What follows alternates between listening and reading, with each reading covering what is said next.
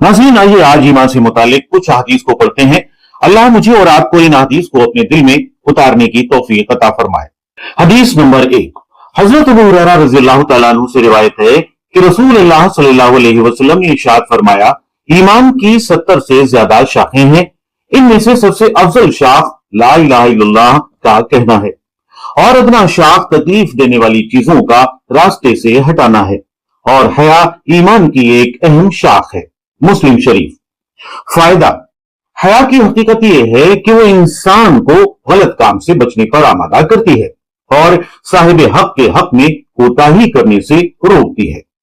हदीस नंबर 2, हजरत अबू हुरैरा रज़ियल्लाहु तआला अन्हु से रिवायत है कि रसूलुल्लाह सल्लल्लाहु अलैहि वसल्लम ने इरशाद फरमाया, अपने ईमान को ताजा करते रहा करो।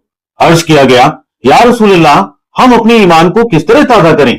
इरशाद फरमाया, ला इलाहा इल्लल्लाह को कसरत से कहते रहा करो। हदीस नंबर 3, हजरत जाबिर बिन अब्दुल्लाह रज़ियल्लाहु अन्हु फरमाते हैं कि मैंने रसूलुल्लाह सल्लल्लाहु अलैहि वसल्लम को ये इरशाद फरमाते हुए सुना, तमाम अज़कार में सबसे अफजल जिक्र ला इलाहा इल्लल्लाह है और तमाम दुआओं में सबसे अफजल दुआ अल्हम्दुलिल्लाह है। फायदा, ला इलाहा इल्लल्लाह सबसे अफजल इसलिए है कि सारे दीन का दारो मदार ही इस पर है। इसके बगैर न ईमान से ही होता है और ना कोई मुसलमान बनता है। अल्हम्दुलिल्लाह को अफजल दुआ इसलिए फरमाया गया कि करीम की तारीफ का मतलब सवाल ही होता है और दुआ अल्लाह ताला से सवाल करने का नाम है। मज़ाहिर हक। हदीस नंबर 4, हजरत याला बिन शद्दाद रज़ियल्लाहु तआला अन्हु फरमाते हैं कि मेरे वालिद हजरत शद्दाद रज़ियल्लाहु तआला अन्हु ने यह वाकया बयान फरमाया और हजरत उबादा रज़ियल्लाहु तआला अन्हु जो कि उस वक्त मौजूद थे, इस वाकये की तस्दीक फरमाई कि एक मर्तबा हम लोग नबी करीम सल्लल्लाहु अलैहि वसल्लम की खिदमत में हाजिर थे। रसूलुल्लाह सल्लल्लाहु अलैहि वसल्लम ने दरियाफ्त फरमाया, कोई अजनबी गैर मुस्लिम तो मजमे में नहीं? हमने अर्ज किया, कोई नहीं। इरशाद फरमाया, दरवाजा बंद कर दो। उसके बाद इरशाद फरमाया, हाथ उठाओ और कहो ला इलाहा इल्लल्लाह। हमने थोड़ी देर हाथ उठाए रखे और कलमा तैयबा पढ़ा। फिर आप सल्लल्लाहु अलैहि वसल्लम ने अपना हाथ नीचे कर लिया।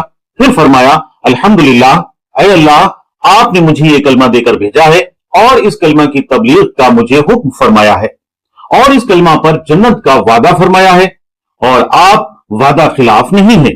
इसके बाद रसूलुल्लाह सल्लल्लाहु अलैहि वसल्लम ने हमसे फरमाया, खुश हो जाओ, अल्लाह ताला ने तुम्हारी मगफिरत फरमा दी। अल्हम्दुलिल्लाह, क्या फजीलत है इस कलमे की। ला इलाहा इल्लल्लाह कहने से हमारी मगफिरत हो जाती है।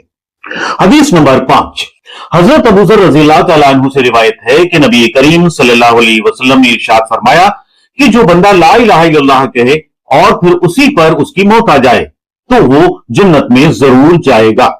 मैंने अर्ज किया, अगरचे उसने जिना किया हो, अगरचे उसने चोरी की हो? आप सल्लल्लाहु अलैहि वसल्लम ने इरशाद फरमाया, हाँ, अगरचे उसने जिना किया हो, अगरचे उसने चोरी की हो।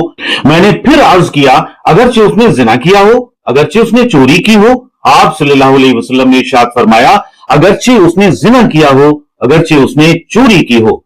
मैंने अर्ज किया, अगरचे उसने जिना किया हो, अगरचे उसने चोरी की हो? आप सल्लल्लाहु अलैहि वसल्लम ने इरशाद फरमाया, अगरचे उसने जिना किया हो, अगरचे उसने चोरी की हो, अबू ज़र के अला अर्रग़म, वो जन्नत में जरूर जाएगा। बुखारी शरीफ। अला रग़म अरबी जुबान का एक खास मुहावरा है।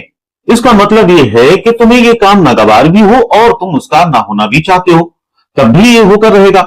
हजरत अबू ज़र रज़ियल्लाहु तआला अन्हु को हैरत थी कि इतने बड़े बड़े गुनाहों के बावजूद जन्नत में कैसे दाखिल होगा, जबकि आदिल का तकाजा यही है कि गुनाहों पर सजा दी जाए। लिहाजा नबी करीम सल्लल्लाहु अलैहि वसल्लम ने उनकी हैरत दूर करने के लिए फरमाया, ख्वाह अबू ज़र को कितना ही नागवार गुजरे, वो जन्नत में जरूर दाखिल होगा। सुभान अल्लाह। अब अगर उसने गुनाह भी किए होंगे तो ईमान के तकाजे से वो तौबा इस्तिग़फ़ार करके गुनाह माफ करा लेगा या अल्लाह ताला अपने फजल से माफ फरमाकर बगैर किसी अजाब के ही या गुनाहों की सजा देने के बाद बहरहाल जन्नत में जरूर दाखिल फरमाएंगे। सामईन, ये सिलसिला चलता रहेगा और हदीस के साथ मैं फिर हाजिर होऊंगा। तब तक के लिए दुआओं में याद रखिए।